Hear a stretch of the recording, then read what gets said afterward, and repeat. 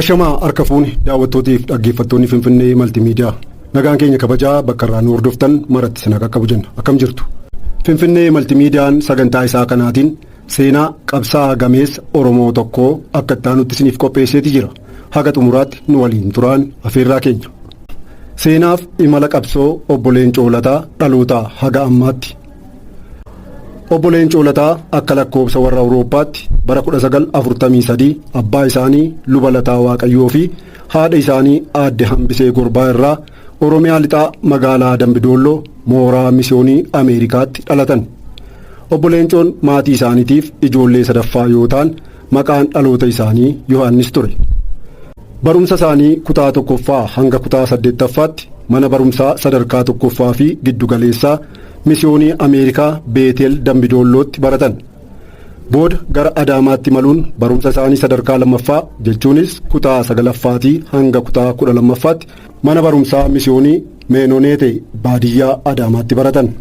Kutaa 12ffaa xumuranii gara Dambidollootti deebi'anii utuu maatii isaanii wajjin ooyiruu isaanii aramaa jiranii hiriyyooti isaanii magaalaa jiraatan osoo karaa darbanii tokko itti gore eda raadiyoon Itoophiyaa Yohaannis Lataa qormaata biyyaalessaa kutaa 12ffaatti qabxii olaanaa galmeessisuun guutuu biyyaatti lammaffaa ba'uun badhaasa Hayilasillaasee argate jedhee odeessuusaa itti hime. Yeroo sanatti Hayilasillaaseen barattoota qabxii olaanaa galmeessisaniif ji'atti qarshii 100 kan kennuuf yoo ta'u yuunivarsiitiin ammoo ji'atti qarshii 50 kennaaf ture.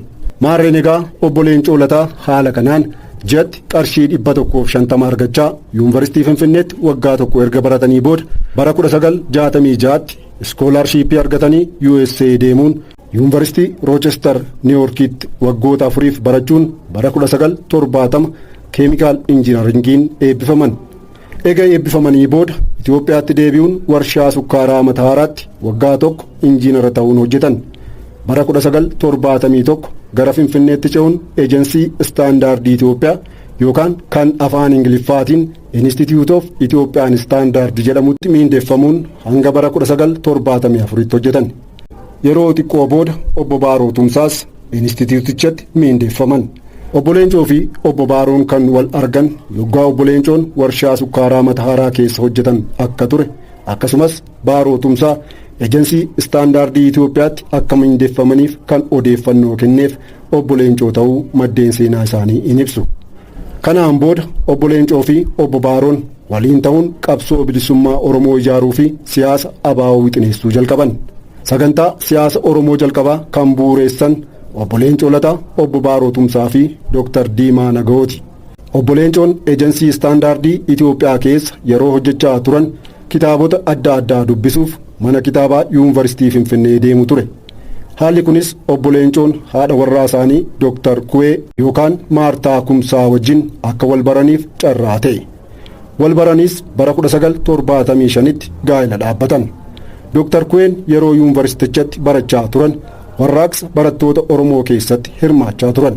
Bu'uureessitoonni ABOs bara 1975 keessa iccitiidhaan hojjechuu jalqaban. Dr. Kuweenis adeemsa hundeeffama addichaa keessatti qooda guddaa fudhachaa turan. Bu'uureessitoonni ABOs akkuma sagantaa siyaasaa wixananiin qabsoo hidhannoo fi jaarmiyaa siyaasaa ijaaruutti fuulleeffatan. Bara sanatti dhaaba siyaasaa Oromoodhaaf qabsaa'u hundeessuun dirqama waan tureef sochii hundeeffama dhaaba ABO keessatti barattoota yuunivarsiitii dabalatee hedduun qooda fudhataniiru. Yeroo ABO hundeessan sanatti Jeneraal Taaddasaa Birruullee Harargee mana hidhaa Galamsoo keessa taa'ee quba akka isaan qabuu fi yaada hundeeffamaa akka isaaniif ergaa turellee maddeen seenaa in ibsu.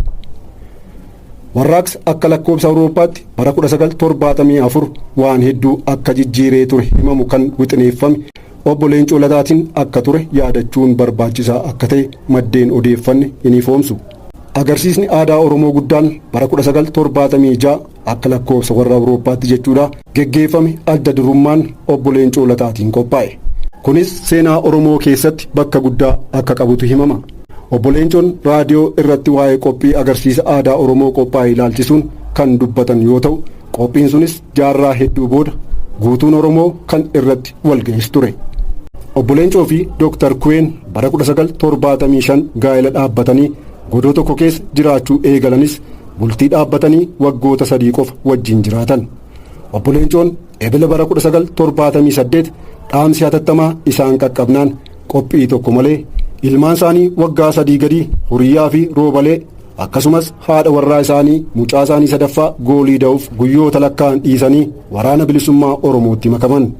Haati warraa isaanii Dr. Kuween mootummaa Dargiitiin qabamanii bara 1980 hanga bara 1990tti waan hidhamaniif ilmaan isaanii haadhaa fi abbaa malee guddatan. Dr. Kuween Dargiitiin utuu hin qabamin dura gaazexaa Bariisaa fi raadiyoo Sagalee Misraachoo irra hojjechaa akka turan maddeen seenaa in ibsu. Gaazexicha immoo duubaan hoogganaa kan ture obbo Leencoo Lataati.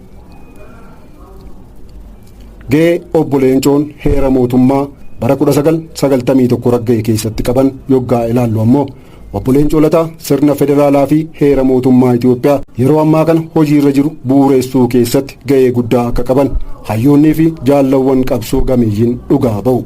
Keessattuu mul'anni obbo Leencoo Lataa gama hiree ofii murteeffachuu, of bulchuu, walqixxummaa, dimokiraasii fi walkabajuutiin lafa kaan yoomiyyuu kan yaadatamuu fi dhaloonnis dhufaa darbaan dagachuu kan hin qabne ta'uu dubbatu hayyoonniif jaallawwan qabsoo obbo Leencoo Lataa. Bu'uureessitoonni ABO qorannoo seenaa Oromoo fi Itoophiyaa taasisaas turaniiru. Qorannoo isaaniitiinis haala uummata Oromoo fi siyaasa Itoophiyaa gadi fageenyaan xiinxaluun qabsoon uummata Oromoo sabummaa irratti kan hundaa'e ta'uu qaba ejjennoo jedhurra ga'ani. Bu'uureessitoonni ABO lakkoofsaan daran muraasa waan turaniif yaadi Oromoo fi Oromiyaaf qabsaa'u akka gaara dhiibuutti ilaalamas ture. Qabsoo ABO'n taasiseen har'a Oromoon eenyu akka ta'e hagam akka ga'u addunyaanuu ifatti hubateera. Afaan Oromoo badiisa oolee afaan barnootaa, hojii, mana seeraa, bulchiinsaa fi hogbarruu ta'eetis jira.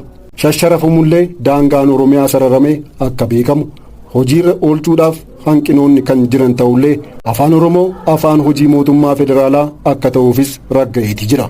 Kun hundinuu egaa injifannoo tarsiimoo bu'uureessitoonni ABO jalqaba lafa kaaniin kan argamedha. ABO'n bara 1991 mootummaa ce'umsaa kan seene yoo ta'u chaartarii mootummaa ce'umsaa qopheessuu keessatti murtii fi qoodi obbo Leencoo Lataa olaanaas ture. Siyaasa Itoophiyaa keessatti dhiibbaa obbo Leencoon qaban guddaadha. Dubbii cimaa dubbatanii amansiisuu, waa'ee siyaasa Itoophiyaa irra darbanii kan gaanfa Afrikaa irratti kan barreessanillee humna jabaa qabaachuutu ibsama. Biyya Itoophiyaa jedhamtu kana ilaalchisees obbo Leencoon yaada addaa kan qaban ta'utu himama. Jechi isaanii Itoophiyaa kana haal duree malee hin fudhannu, haal duree malees hin dhiifnu jettu hedduu keessaa tokko. Qabsaan gameessi kun jechoota akkasii dubbatanii Oromoo dammaqsan. Bara sanatti Oromoon hoogganaa akka qabu warra hin beekne kan beeksisanidha. Kana ilaalchisanii diinonni isa jibbus turan. Jibbiinsa diinaa kana ilaalchisuudhaanis yoggaa hiriyyoonni isaanii diinonni isa jibbuu itti himan obbo Leencoon garuu an waan hin gaarii hojjedheef jedha ture jechuun akka deebisaniif kan yaadatan ta'uu jaalleewwan qabsoo waggaa dheeraa irraa jalqabanii obbo Leencoo Lataa waliin turan keessaa isa tokko kan ta'an Dr. Bayyaan Asoobaa bara 2018tti BBC Afaan Oromootti dubbatanii turan. ABO'n sababa dhiibbaa adda addaatiin bara 1992 mootummaa ce'umsaa keessaa dhiibamee ba'e. Waraannis guutummaa biyyattii irratti labsame. Hooggantoonnii fi qondaaltonni dhaabichaa mootummaa ce'umsaa keessa turan gara dirree fi biyyoota ollaatti baqatanii qabsoo hidhannoo akka itti fufan ta'e.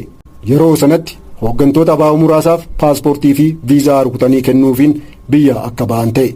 Kun akka dhaabicha keessatti wal shakkii fi wal irratti duuluun dhalatus taasise. Akkuma ABO'n mootummaa ce'umsaa keessaa ba'een hokkorriif jeequmsi dhaabicha keessatti uumame. Badii raawwatameef inni tokko isa biraa guutummaatti itti gaafatamaa taasisuudhaan ofii isaa immoo qulqulluu taasisuuf yaaduutu eegalame. Kun ammoo ABO gidduutti qoodinsa uume. Korri sabaa ABO bara 2004tti kufaatiin injifannoo ABO bara 1992 kan walii fi kan hoogganaa addichaati jedhee murteesse. Kufaatii sanaaf sababiin akka obbo Leencoo ta'e itti fudhatame. Obbo Leencoo Lataas sababuma kanaan hadheeffatame, maqaan isaas xureeffame.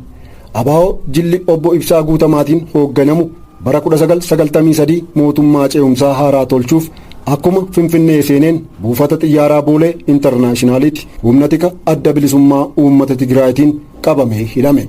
Obbo Leencoon hidhamuu jila kanaa akkuma dhaga'aniin eeyyama dhaaba ABO malee sabquunnamtiilee gurguddoo addunyaa kanneen akka BBC, CNN fi Aljeeziraaf ibsa kennanii Finfinnee deemuun qabamanii yeroo gabaabaadhaaf hidhamanii obbo Ibsaa Guutamaa wajjin hiikamanii gara biyya Ingiliziitti deebi'an.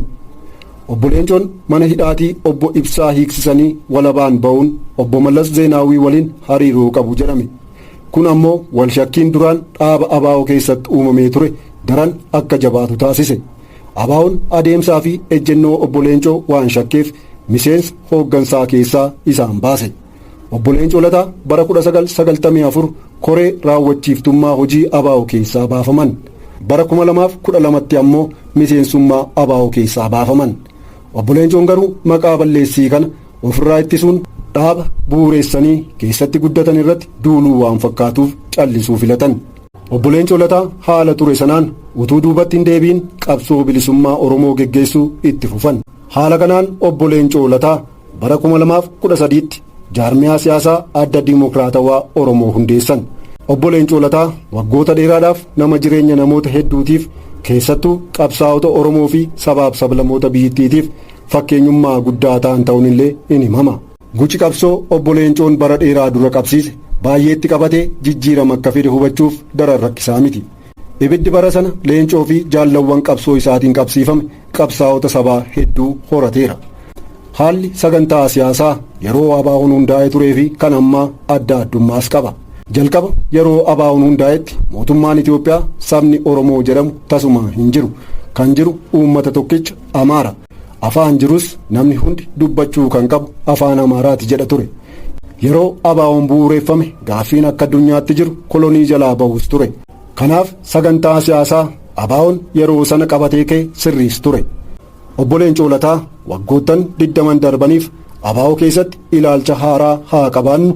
Barri keessa jiru bara jijjiiramni guddaan itti mul'achaa jirudha. Bara jijjiiramaa kana waliin deemuuf daddafnee ejjennoo keenya jijjiiruu qabna jedheen irratti hojjechaa ture jedhu.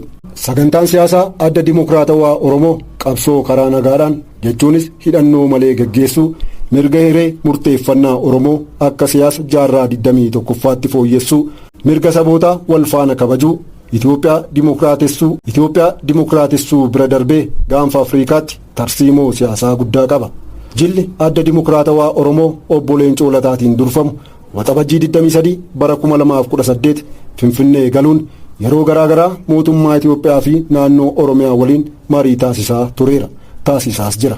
Hooggantoonni jaarmiyaa siyaasaa Adda Dimokiraatawaa Oromoo akka biyyatti deebi'aniin ODP waliin walta'iinsa uumuun dhimma faayidaa fi mirga Oromoo eegsisan irratti waliin hojjechuuf waliigaltee taasisaniiru.